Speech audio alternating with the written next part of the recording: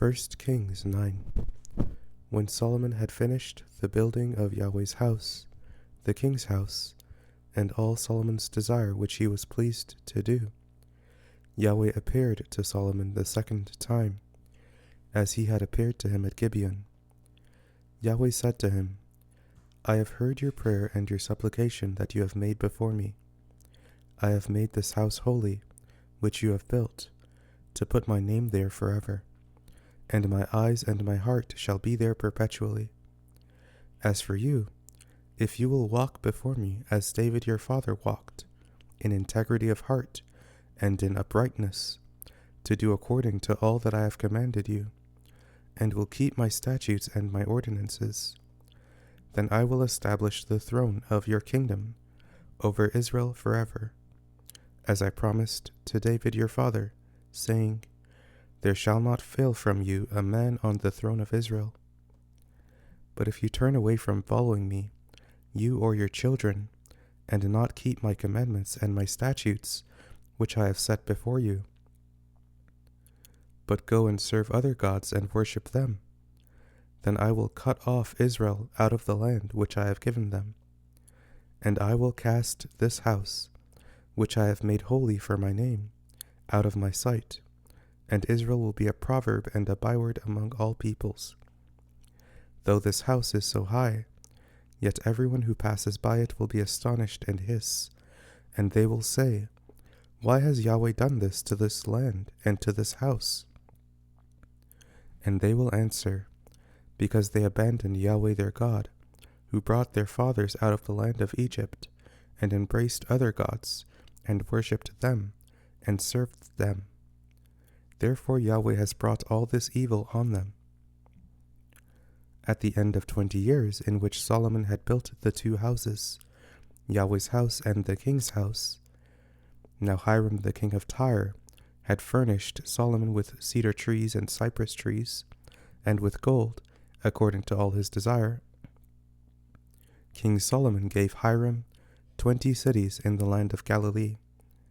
Hiram came out of Tyre to see the cities which Solomon had given him, and they didn't please him. He said, What cities are these which you have given me, my brother? He called them the land of Cabul to this day. Hiram sent to the king 120 talents of gold. This is the reason of the forced labor which King Solomon conscripted to build Yahweh's house, his own house, Millo, Jerusalem's wall, Hazor, Megiddo, and Gezer.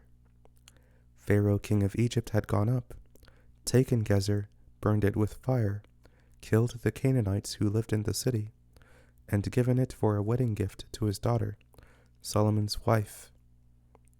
Solomon built in the land Gezer, Beth-horon the lower, Baalath, Tamar in the wilderness, all the storage cities that Solomon had, the cities for his chariots, the cities for his horsemen, and that which Solomon desired to build for his pleasure in Jerusalem, and in Lebanon, and in all the land of his dominion.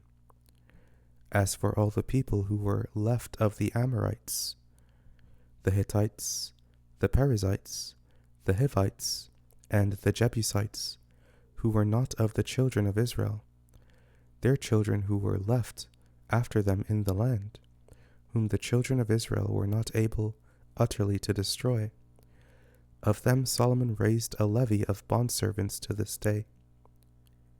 But of the children of Israel Solomon made no bondservants, but they were the men of war, his servants, his princes, his captains, and rulers of his chariots and of his horsemen. These were the 550 chief officers who were over Solomon's work, who ruled over the people who labored in the work. But Pharaoh's daughter came up out of David's city to her house which Solomon had built for her. Then he built Millo.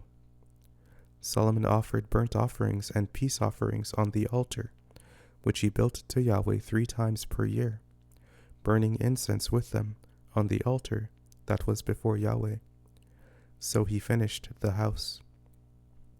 King Solomon made a fleet of ships in Ezion Geber, which is beside Eloth, on the shore of the Red Sea, in the land of Edom. Hiram sent in the fleet his servants, sailors who had knowledge of the sea, with the servants of Solomon.